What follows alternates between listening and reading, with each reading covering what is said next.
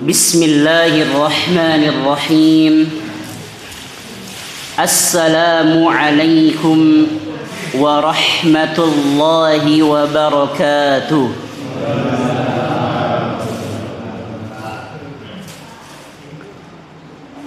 Alhamdulillahi rabbil alamin. Wassalatu wassalamu ala ashrafil anbiya'i wal mursalin wa ala alihi wa sahbihi ajma'in, amma ba'd. Bapak-bapak dan ibu-ibu yang dimuliakan oleh Allah Subhanahu wa ta'ala, insyaallah ta'ala tema kita pada malam hari ini akibat dari dosa dan maksiat.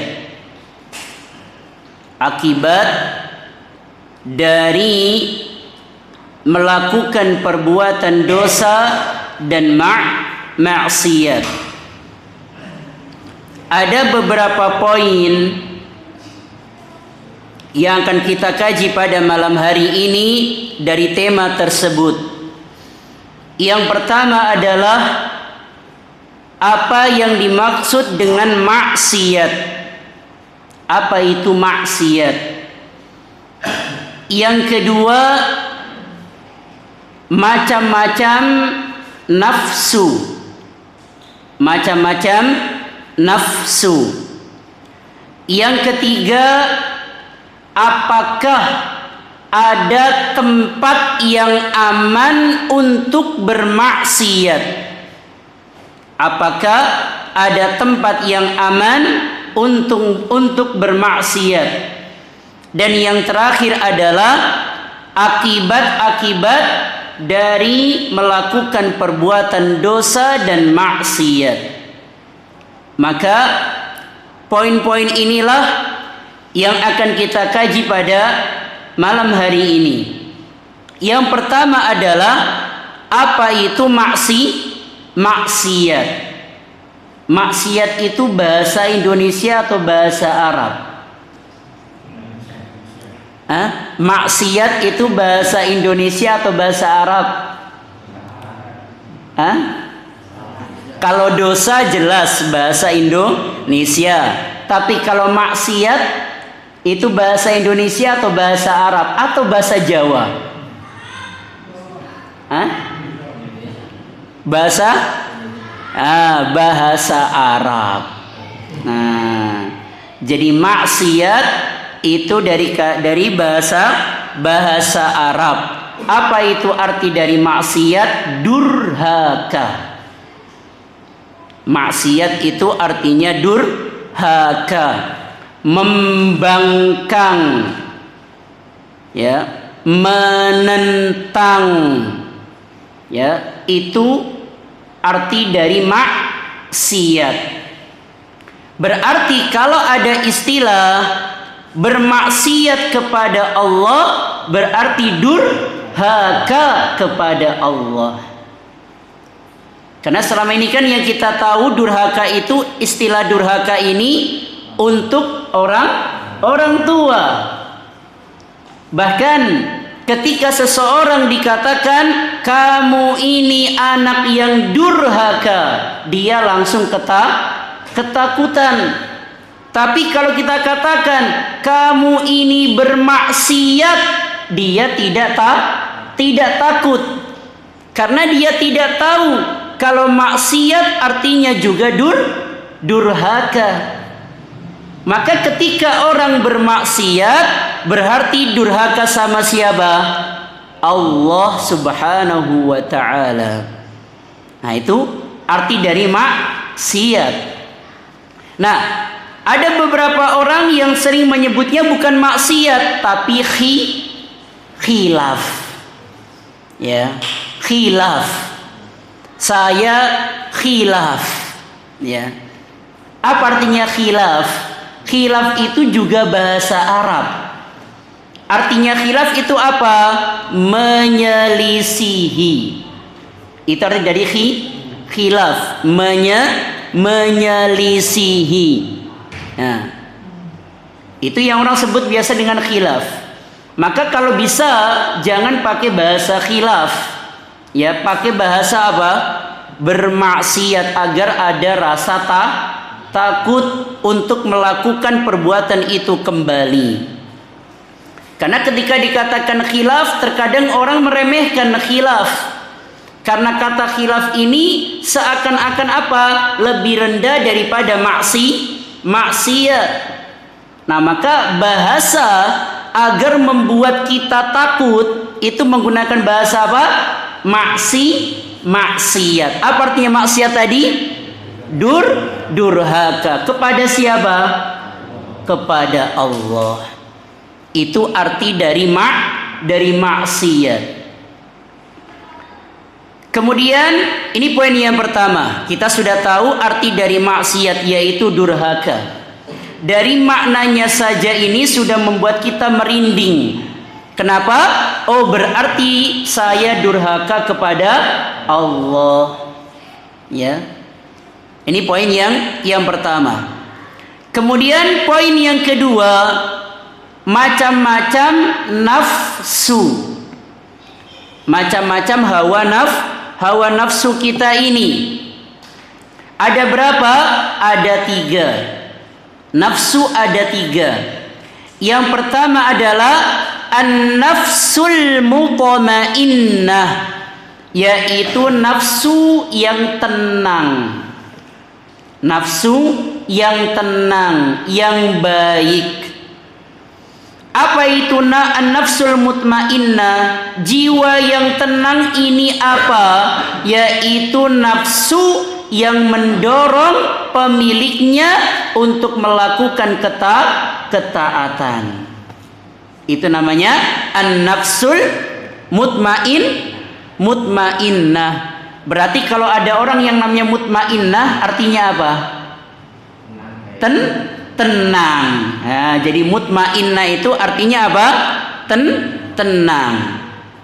Jadi jiwa yang tenang, yaitu jiwa yang mendorong pemiliknya untuk melakukan ketaatan. Allah Subhanahu wa taala berfirman, "Ya ayyatuhan nafsul mutmainnah." Wahai jiwa yang tenang, yang bersih, yang baik. Apa? Irji'i, kembalilah. Ya ayyatuhan nafsul mutmainnah, irji'i ila rabbik, kembalilah kepada Allah. Radiyatan mardiyah, dalam keadaan apa? Diridhoi. Ya. Ini apa? Jiwa yang tenang, yang baik.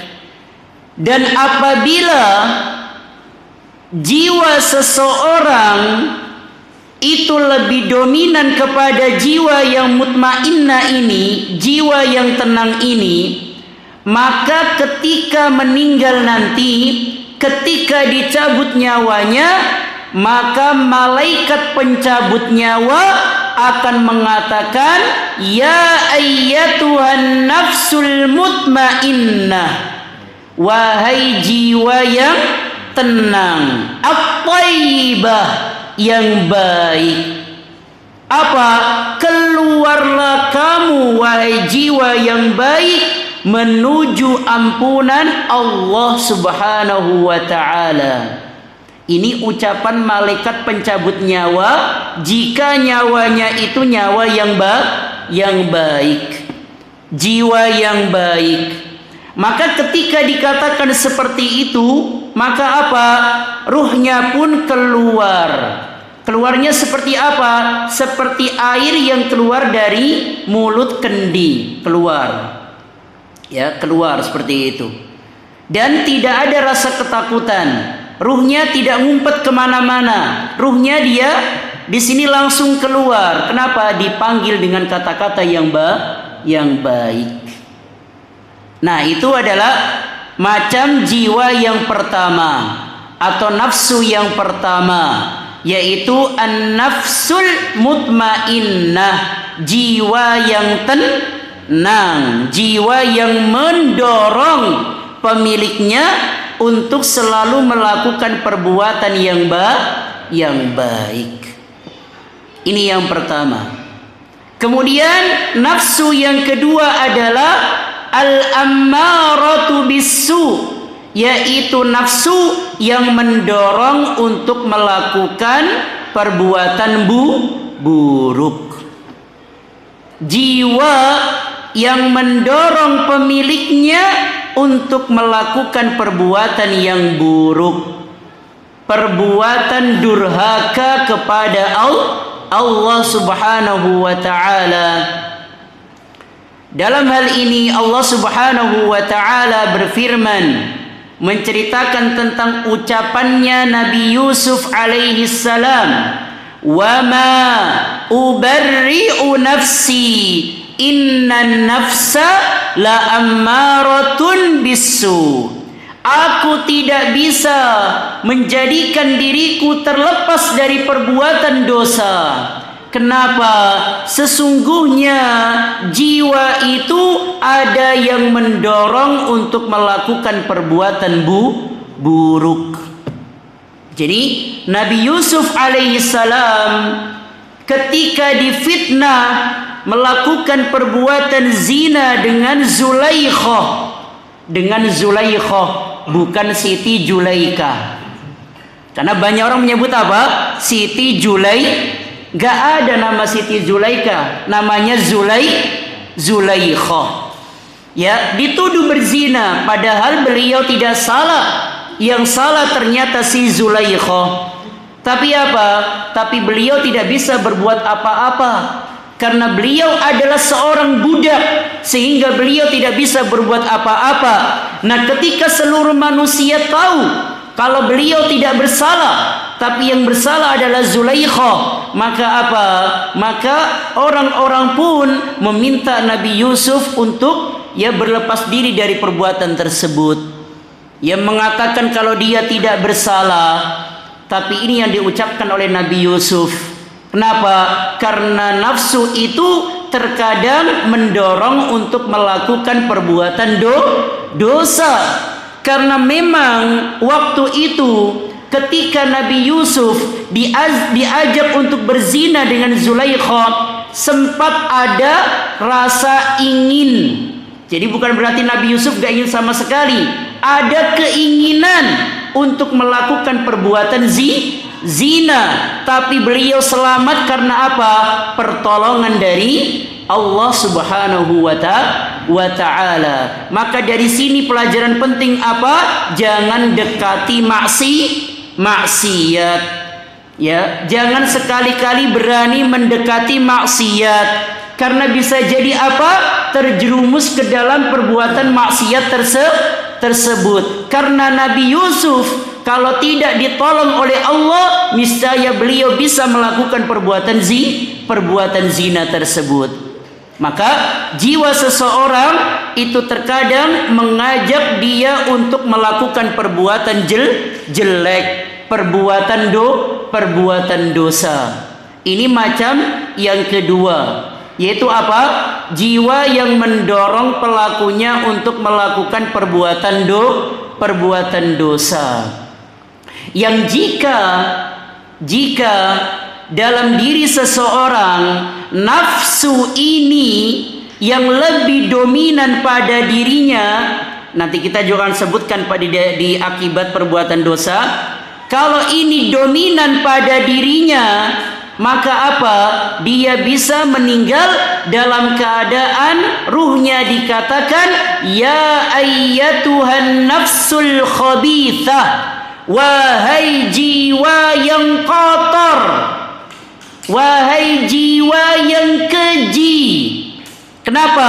Karena jiwanya terus mendorong melakukan perbuatan dosa. Maka apa? Ketika malaikat pencabut nyawa mengatakan seperti itu, wahai jiwa yang keji, wahai jiwa yang buruk, apa? Dia tidak langsung keluar, tapi ngumpet di dalam tubuh orang tersebut. Sehingga apa? Orang tersebut akan merasakan pencabutan nyawa yang sakitnya luar biasa. Kenapa? Karena ruhnya yang sedang ngumpet itu dipaksa untuk keluar. Yang tentunya tidak bisa kita bayangkan rasa sakitnya, dan semoga kita tidak termasuk hal ini. Tapi semoga kita termasuk yang pertama tadi. Ya, maka inilah jiwa yang kedua. Nanti kita akan sebutkan ya di akibat melakukan perbuatan dosa. Di saat orang itu meninggal seperti apa keadaannya. Kemudian macam yang ketiga, nafsu yang ketiga adalah al-lawwamah, yaitu nafsu yang mencela pelakunya jika melakukan perbuatan dosa. Mencela pelakunya jika meninggalkan ketaatan dan lebih banyak melakukan kemaksiatan. Itu macam nafsu yang ketiga. Namanya apa? Nafsul lawwamah. Namanya nafsu lawwamah. Yaitu apa? Yang mencela pelakunya ketika melakukan apa? Perbuatan dosa, atau ketika meninggalkan ketaatan. Maka inilah macam-macam jiwa, ya, macam-macam nafsu. Dan yang ketiga tadi ini, sebagaimana Allah Subhanahu wa taala berfirman dalam surah Al-Qiyamah, wala uqsimu bin nafsil lawwamah, dan aku bersumpah dengan nafsu lawwamah. Dan kalau Allah bersumpah dengan sesuatu, itu menunjukkan sesuatu tersebut sangat agung, menunjukkan perkara tersebut perkara yang penting. Dan Allah berhak bersumpah dengan apa saja.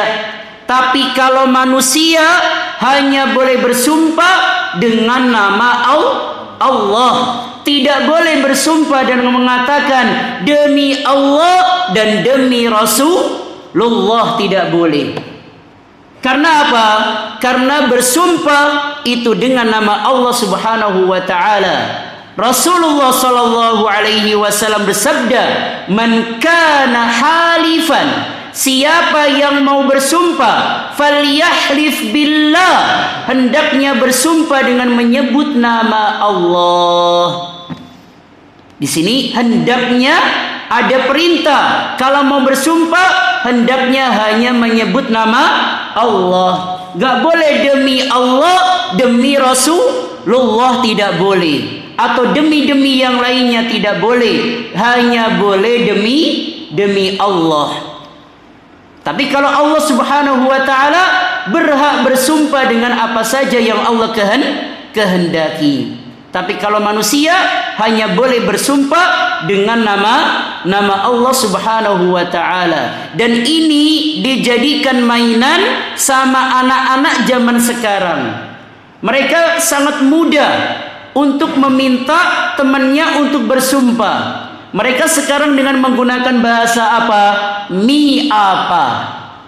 Bukan lagi demi apa, tapi apa? Mi apa? Maksudnya apa? Demi apa? Ini bahasa anak sekarang ini. Dikit-dikit apa? Mi apa? Mi apa? Ini nggak boleh. Kita nggak boleh banyak bersumpah. Bersumpah itu hanya dalam keadaan genting, hanya dalam keadaan kepepet, itu baru bersumpah. Kalau tidak dalam keadaan genting, maka jangan bermudah-mudah dalam bersumpah. Maka inilah macam-macam dari dari jiwa atau dari nafsu, yaitu ada 3. An-nafsul mutmainnah, jiwa yang tenang yang mendorong pelakunya untuk melakukan ketaatan dan perbuatan baik. Yang kedua adalah al-ammaratu bis-su, yaitu jiwa yang mendorong pelakunya untuk melakukan kemaksiatan. Kemudian yang ketiga adalah nafsu lawwamah, yaitu yang mencela pelakunya apabila meninggalkan ketaatan. Maka inilah macam-macam dari nafsu. Poin yang ketiga, apakah ada tempat yang aman untuk bermaksiat? Jawabannya ada apa tidak? Ada nggak tempat yang aman untuk bermaksiat di dunia ini? Ada apa tidak? Coba, misalnya ada seseorang, dia apa? Dia bermaksiat di tempat yang gelap. Ya, di atas suatu ruangan ya yang terkunci, kemudian gelap dan tidak terlihat. Kalau ada orang yang masuk tidak terlihat dia, berarti dia masih aman gak itu maksiatnya? Kenapa tidak aman? Karena siapa yang melihat? Allah. Terus siapa lagi yang melihat? Malaikat. Terus siapa lagi yang melihat? Tidak usah jauh-jauh. Siapa yang akan menjadi saksi nanti? Anggota tubuhnya. Anggota tubuhnya sendiri yang akan menjadi saksi. Dari mana kita tahu kalau anggota tubuhnya sendiri yang akan menjadi saksi pada hari kiamat nanti? Dari firman Allah Subhanahu wa taala, "Yauma tashhadu 'alaihim alsinatuhum wa aydihim wa arjuluhum bima kanu ya'malun." Pada suatu hari yang ketika itu apa? Alsinatuhum, mulut-mulut mereka, ya mulut-mulut mereka, lisan-lisan mereka ini, wa aydihim, dan tangan-tangan mereka, wa arjuluhum, dan kaki-kaki mereka, apa? Menjadi saksi terhadap apa yang mereka lakukan. Jadi nggak usah jauh-jauh, anggota tubuh sendiri yang menjadi saksi, anggota tubuh sendiri yang nanti akan melaporkan kepada Allah Subhanahu wa taala. Kemudian apa? Bukan cuma anggota badannya, tapi tanah yang dia gunakan untuk bermaksiat. Misalnya dia bermaksiatnya dalam keadaan duduk, maka apa? Lantai yang dia dudukin ini pun akan menjadi saksi pada hari kiamat. Masih ada tempat untuk bermaksiat? Masih ada tempat yang aman untuk bermaksiat? Tidak ada. Tidak ada, ya. Dan ingatlah, ketika kemaksiatan itu tidak ada yang tahu. Misalnya dia berbuat maksiat, tapi tidak ada satu orang pun yang tahu kalau dia berbuat maksiat tersebut, dan sampai meninggal dia belum bertaubat. Ingat, ketika di dunia dia tidak ditampakkan kemaksiatan tersebut, maka nanti di akhirat akan ditampakkan. Di akhirat malah apa? Semua orang jadi tahu. Allah Subhanahu wa taala berfirman, "Yauma tublas sarair." Yaitu apa? Pada hari yang ditampakkan segala rahasia-rahasia. Semua yang dirahasiakan di dunia dari perbuatan kemaksiatan, kalau dia tidak bertaubat, nanti pada hari kiamat akan ditampakkan. Jadi di dunia nggak ada yang tahu, tapi nanti di akhirat pada tahu semua. Maka jawabannya, ada nggak tempat yang aman untuk bermaksiat? Tidak ada. Tidak ada tempat yang aman untuk melakukan kemaksiatan. Nah, kita sudah jelaskan tentang apa arti dari maksiat, yaitu durhaka. Kita sudah jelaskan macam-macam dari nafsu. Ya, bahkan kita sudah jelaskan tentang kejadian pencabutan nyawa bagi nafsu yang baik dan nafsu yang buruk. Maka sekarang misalnya ya dia tetap melakukan kemaksiatan. Setelah dia tahu bahwasanya tidak ada tempat yang aman untuk bermaksiat, dia masih melakukan kemaksiatan, maka dia akan menerima akibatnya. Apa itu akibatnya? Yang pertama adalah dihalangi dari ilmu. Dia dihalangi dari menuntut ilmu. Dihalangi untuk mengetahui mana yang halal, mana yang haram.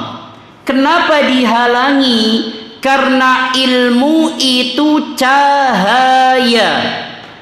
Ilmu itu cahaya, dan cahaya Allah tidaklah diberikan kepada orang yang durhaka.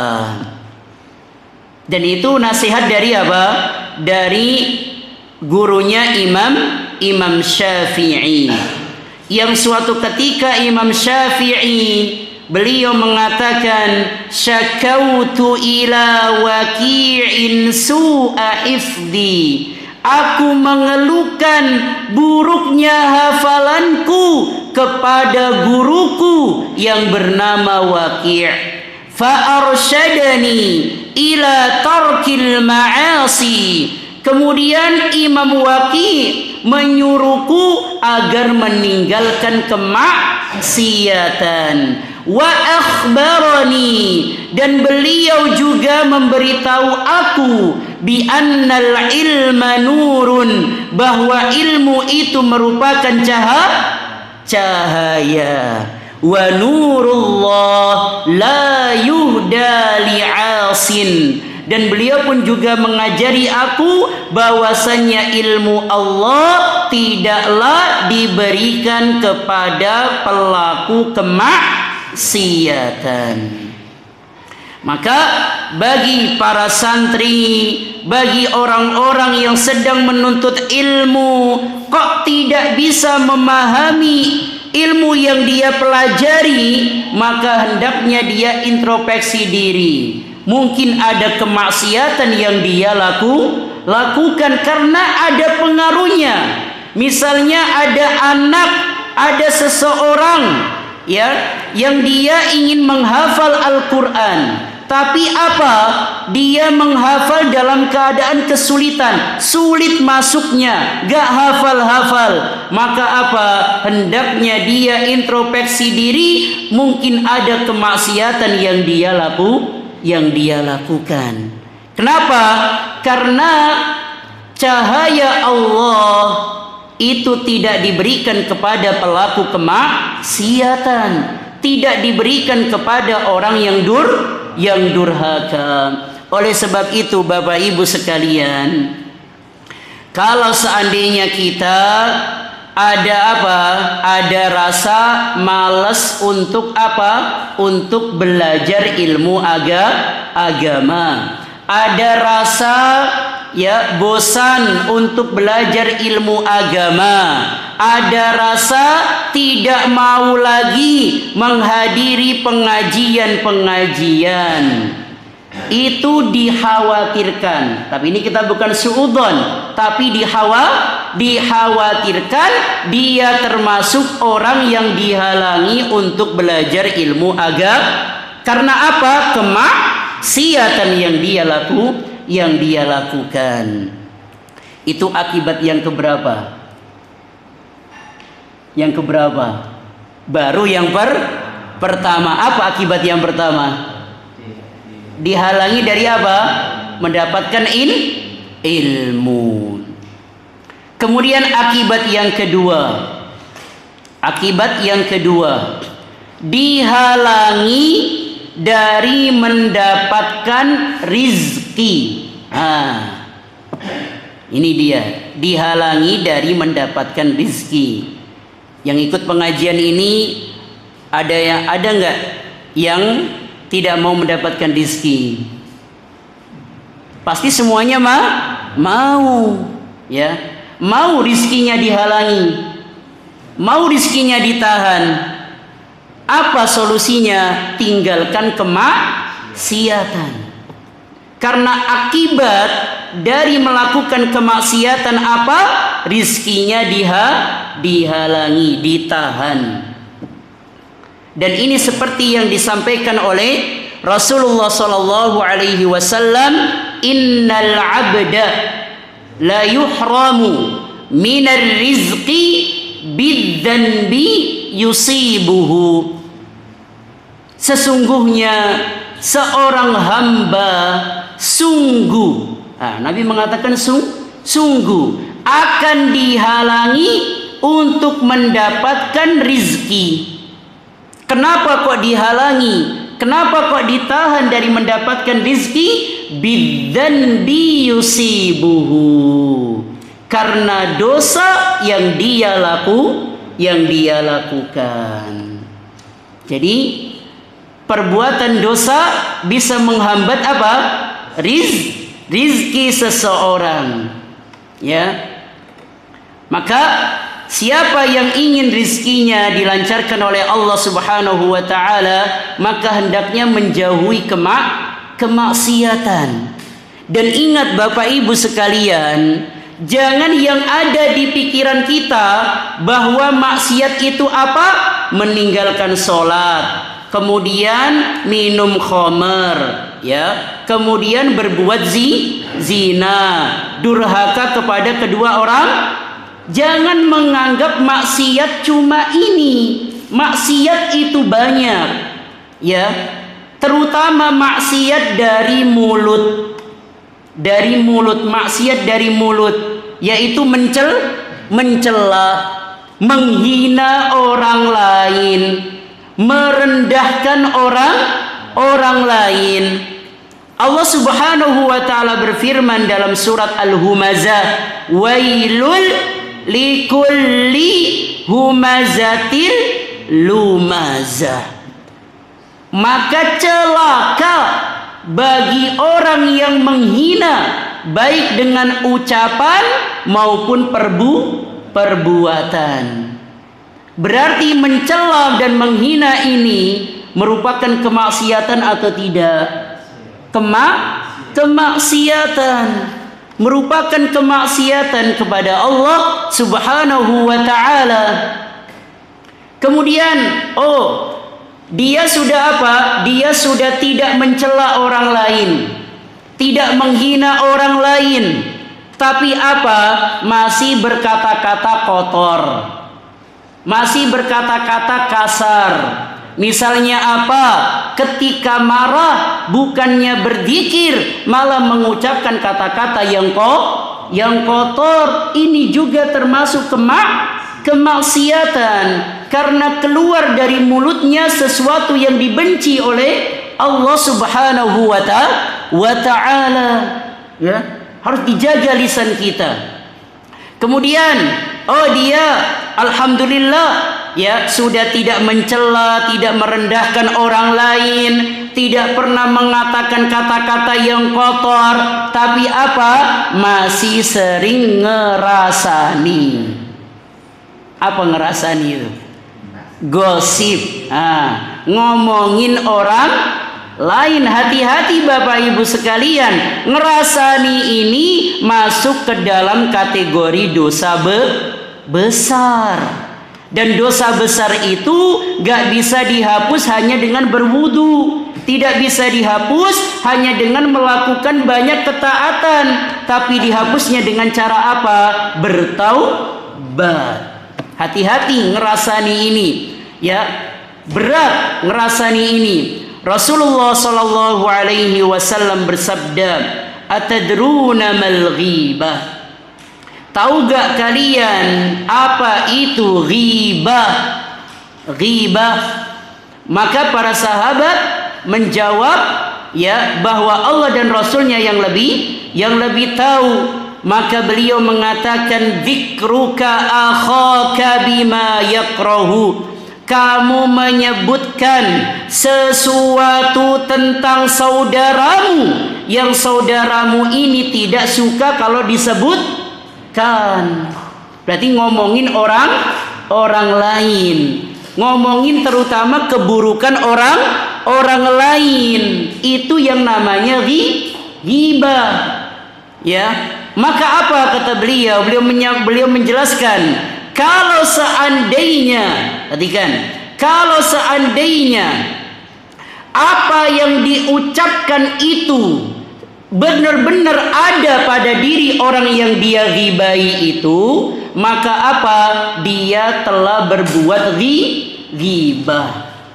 Tapi kalau yang dia bicarakan itu enggak benar, ternyata tidak ada pada diri orang yang dia omongin itu, faqad bahatta, maka sungguh kamu telah memfitnahnya. Nah, ini berat. Hati-hati dari yang namanya apa? Ghibah. Hati-hati yang dari yang namanya apa? Ngerasani. Berarti ghibah ini zalim atau tidak? Zalim. Dan zalim balasannya apa? Rasulullah sallallahu alaihi wasallam bersabda, "Adz-dzulmu dzulumatun yaumal qiyamah." Kezaliman itu adalah kegelapan pada hari kiamat. Maksudnya kegelapan itu apa? Nanti pada hari kiamat dia tidak ada cahaya. Berarti gelap atau terang? Gelap. Itulah keadaan orang-orang yang melakukan perbuatan zalim. Di antaranya apa? Ghibah. Ya. Nah, kemudian apa? Ya, dia sudah tidak pernah menjelekkan orang lain, tidak pernah merendahkan orang lain. Dia juga tidak pernah berkata-kata kotor, dan dia juga tidak pernah apa? Ghibah atau ngerasani. Tapi apa? Dia sering mendengarkan musik. Dia sering mendengarkan musik. Maka apa? Ini merupakan kemaksiatan. Lah, apakah musik itu haram?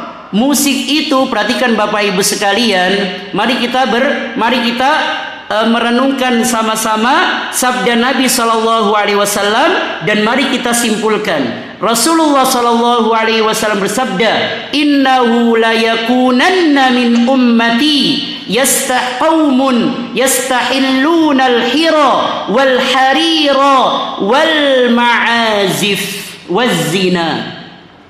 Sungguh Nabi mengatakan sungguh akan ada dari umatku suatu kaum yang menghalalkan apa? Menghalalkan perbuatan zina, menghalalkan khamar, menghalalkan alat-alatmu. Nabi mengatakan apa? Menghalalkan. Akan ada suatu kaum yang menghalalkan. Berarti sebenarnya hukumnya apa? Haram. Hukumnya haram. Ya, mendengarkan musik itu hukumnya haram. Bahkan ya, ada ancaman bahwa orang yang mendengarkan musik di dunia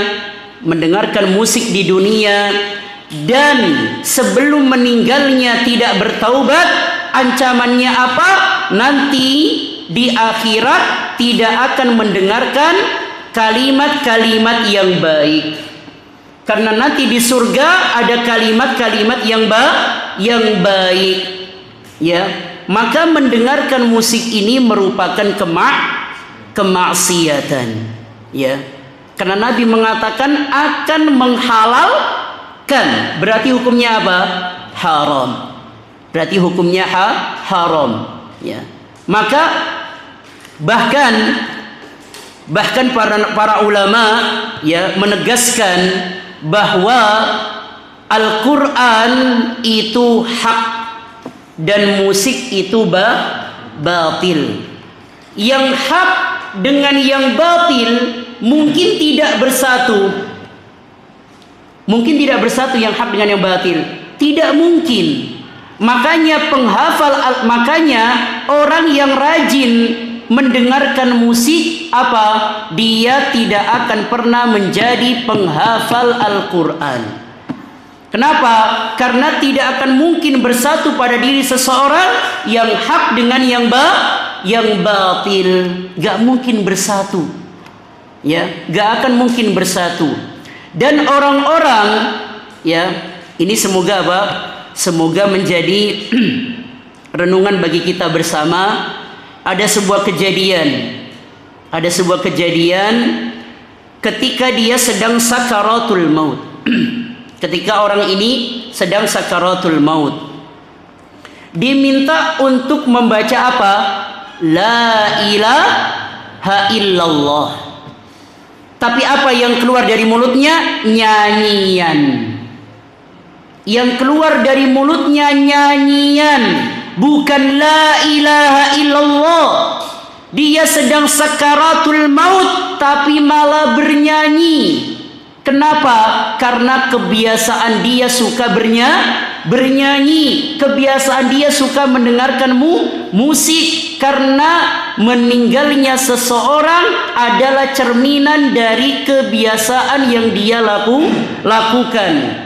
Mencerminkan apa? Bahwa di dalam hatinya, bahwa pendengarannya itu selalu didengarkan musik, sehingga ketika sakaratul maut yang diucapkan bukan la ilaha illallah tapi malah bernyanyi. Na'udzubillahi min dzalik. Padahal sakaratul maut, apa artinya sakarat? Sakarat itu artinya mabuk. Orang yang mabuk berarti apa? Kesadarannya hilang apa tidak? Hilang. Makanya ketika orang sakaratul maut tidak mudah mengucapkan la ilaha illallah. Karena dia sedang apa? Tidak sadar, sakarat. Ya, orang yang mabuk itu apa? Seperti orang yang mabuk dia kesadarannya itulah keadaan orang yang sedang sakaratul maut. Makanya berbahagialah bagi orang yang bisa mengucapkan la ilaha illallah sebelum meninggal. Rasulullah sallallahu alaihi wasallam bersabda, "Man kana akhiru kalamihi la ilaha illallah, dakhalal jannah." Siapa yang akhir ucapannya di dunia ini adalah la ilaha illallah, maka dia masuk surga. Ingat, yang terakhir dia ucapkan la ilaha illallah dan dia meninggal, itu masuk surga. Tapi kalau dia mengucapkan la ilaha illallah, dia mengucapkan yang lain, misalnya minta minum misalnya, maka nanti harus diulangi lagi. Jadi yang terakhir syarat mendapatkan surga ini apa? Yaitu terakhir yang dia ucapkan adalah la ilaha illallah dan tidak ada ucapan setelah itu. Itu baru apa? Masuk surga. Tapi kalau misalnya la ilaha illallah subhanallah, dia meninggal misalnya, maka dia akhir kalimatnya apa? Subhanallah, bukan la ilaha illallah. Makanya ketika sakarat itu tidak mudah Bapak Ibu sekalian, karena dia sedang tidak sadar. Hanya Allah lah yang memudahkan orang-orang untuk mengucapkan kalimat la ilaha illallah di saat sakaratul maut. Maka ini kejadian nyata. Ya, semoga kita tidak termasuk kejadian ini. Ya, jangan sampai disuruh mengucapkan la ilaha illallah tapi malah bernyanyi. Ya, maka hati-hati. Ini termasuk kemaksiatan kepada Allah Subhanahu wa taala. Dia misalnya sudah menghilangkan itu semua, sudah tidak merendahkan orang lain, sudah tidak ngerasani lagi, sudah menghilangkan musik, tapi masih minum dengan tangan kiri. Minum dengan apa? Tangan kiri. Ini kemaksiatan. Kenapa kemaksiatan? Karena Nabi Shallallahu Alaihi Wasallam bersabda, "Kul biyaminik." Makan itu dengan tangan apa? Kanan. Makanlah. Ini perintah, dan perintah itu hukumnya wajib. Dan sekarang banyak sekali dari saudara-saudara kita kalau makan nasi insya Allah nggak ada yang tangan kiri insya Allah. Tapi kalau makan snack misalnya ya tangan kirinya minuman, tangan kanannya makanan. Hati-hati ya. Ini merupakan kemaksiatan kepada Allah Subhanahu wa ta'ala. Maka ini akibat yang kedua, yaitu apa? Dihalangi dari mendapatkan rizki. Kemudian akibat yang berikutnya kita singkat saja. Apa? Jiwa hati akan berkhianat. Hatinya dia akan berkhianat. Ketika sedang sholat misalnya, dia apa? Dia memaksa hatinya untuk khusyuk di dalam sholat, tapi karena dia sudah terbiasa bermaksiat dan belum bertaubat, maka jiwanya, hatinya menolak untuk khusyuk di dalam sholat. Tidak mau dia, tidak mau mentaati. Ya, kenapa? Karena dia sudah terbiasa bermaksiat. Kemudian ketika bulan Ramadan, memang betul para syaitan itu dibelenggu, betul para syaitan dibelenggu, tapi hawa nafsu masih ada. Karena dia sering melakukan kemaksiatan, hatinya sudah dididik untuk melakukan kemaksiatan, maka ketika bulan Ramadan ditahan untuk melakukan kemaksiatan, hatinya memberontak, hatinya berkhianat, tidak mau. Kenapa? Sudah dilatih untuk bermaksiat. Hati-hati. Ini akibat yang luar biasa, akibat yang mengerikan dari sering melakukan perbuatan dosa. Ya, hatinya menjadi apa? Berkhianat. Kemudian di antara akibat dari melakukan perbuatan dosa adalah apa? Yaitu keluarganya akan menjadi orang yang membangkang. Keluarganya akan menjadi orang yang membangkang. Jadi ketika kita mendapati keluarga kita kok tidak taat sama kita, maka kita introspeksi diri.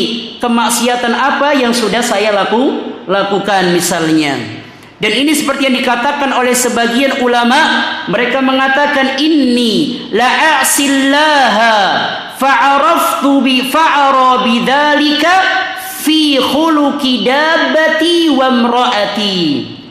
Sungguh aku bermaksiat kepada Allah, dan aku tahu kapan di akhlak kendaraan dan akhlak dari istriku. Jadi ketika kendaraan sering bermasalah misalnya, ya, maka apa? Di sini hendaknya kita berintrospeksi diri. Kemudian ketika istri kita bermasalah misalnya, kita juga harus berintrospeksi diri. Kemaksiatan apa yang sering dilakukan hendaknya segera dijauhi. Dengan begitu semuanya akan menjadi tenang, akan menjadi baik. Lihat, ini dampak dari melakukan kemaksiatan. Kemudian itu semua yang tadi kita sampaikan itu dampak di mana? Di dunia. Yang di dunia kita tambah satu lagi, yaitu apa? Membuat hati dan badannya menjadi lemah ketika beribadah. Kenapa? Kalla bal rana ala qulubihim ma kanu yaksibun. Sekali-kali tidak, bahkan ada tinta hitam di hati-hati mereka setiap perbuatan dosa yang mereka lakukan. Jadi hati ketika selalu melakukan kemaksiatan, maka hatinya akan rusak. Ketika hati akan rusak, maka seluruh anggota badan pun akan rusak. Akibatnya apa? Dia akan lemah untuk melakukan ketaatan. Jadi kalau kita kok malas-malasan ke masjid, malas-malasan beribadah, malas membaca Al-Quran, malas beribadah yang lainnya, maka ketahuilah di situ bisa jadi ada dosa yang sudah kita kerjakan dan kita belum bertaubat.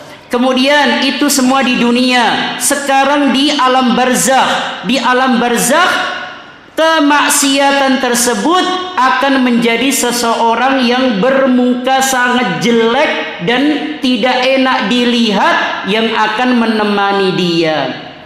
Si mayat ini mengatakan, man anta, kamu ini siapa? Dia mengatakan, ana amaluka sayyi, aku adalah amal keburukanmu.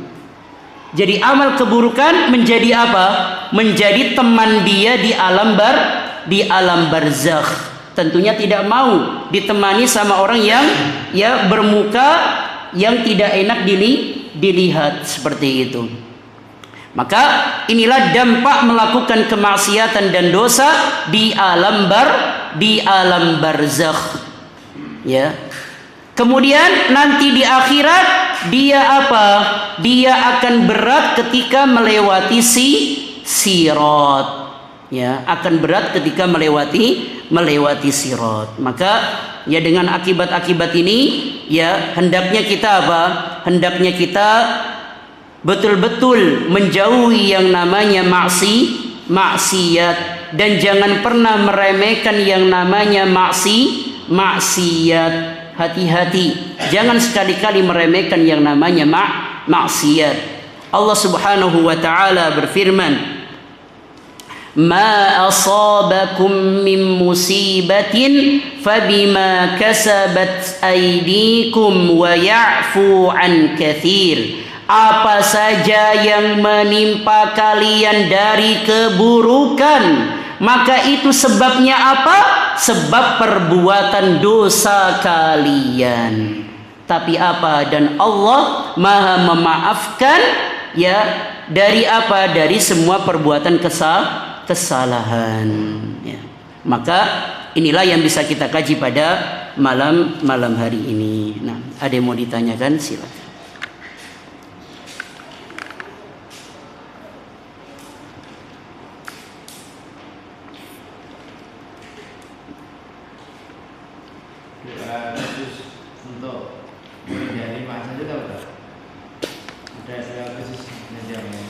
Ada doa yang sering kita baca di zikir pagi dan petang. Inni a'udzubika min syarri nafsi wa min syarri syaitani wa syirki wa an aqtarifa ala nafsi su'an au ajurrahu ila muslim. Apa artinya? Ya Allah, sesungguhnya aku berlindung kepadamu dari jiwa yang buruk dan dari keburukan para syaitan dan dari keburukan bala tentara syaitan, dan aku juga berlindung kepadamu ya Allah dari melakukan perbuatan kejahatan kepada diriku dan mengajak orang lain untuk melakukan perbuatan tersebut. Nah, itu diantara doanya. Itu diantara doa agar kita apa? Terhindar dari jiwa yang buruk. Nah, dan untuk berdoa jika memang tidak bisa dengan bahasa Arab, bisa menggunakan bahasa Indonesia, bahasa Jawa dan lain sebagainya. Jadi nggak harus pakai bahasa Arab berdoa itu. Nah. Yang lainnya, monggo. Monggo, Pak. Apa? Hadro. Ya, apa namanya rebananya ya? Termasuk itu. Nah. Kenapa namanya rebana? Itu kan tobel. Tobel artinya rebana. Ya. Jadi harus apa? Harus dihindarin. Ada orang yang seperti ini, ada yang ada yang istilahnya membantah seperti ini. Kan saya nyanyi itu nggak pakai alat musik, saya cuma nyanyi saja. Kan tadi kan hadisnya apa? Yang diharamkan itu alat musik. Nah saya ini nyanyi ini kan nggak pakai alat musik, apakah juga haram? Kita tanya balik. Yang kamu nyanyikan itu ada nada-nadanya tidak? Gak mungkin. Misalnya apa? Misalnya dia menyanyikan tentang masjid misalnya, kan gak mungkin dia nyanyinya apa? Masjid ini besar, kan tidak mungkin. Pasti apa? Ada nada-nadanya. Nah nada-nada itu dari apa? Dari alat musik yang seandainya jika alat musik itu ada, dia pasti mengikuti alat musik tersebut. Makanya Bapak Ibu sekalian, fitnah bagi kedua orang tua apabila memiliki anak yang punya suara emas, yang suara bagus. Hendaknya apa? Anak yang punya suara yang bagus ini dipesantrenkan, dimasukkan di pondok tahfidz, bukan malah ikut audisi nyanyian seperti itu. Karena nanti anak yang penghafal Al-Quran akan ngasih mahkota pada hari kiamat. Sedangkan anak-anak yang juara dalam audisi nyanyian tidak ngasih apa-apa. Kenapa? Karena lomba pun belum tentu juara. Tapi kalau dia untuk menghafal Quran, nanti bapaknya dan ibunya juara di akhirat apa? Dikasih mahkota. Maka fitnah biasanya yang punya anak yang suaranya bagus, apa pede, apa anaknya dimasukkan di audisi nyanyian. Padahal belum tentu juara. Seperti itu. Nah. Yang lainnya, monggo.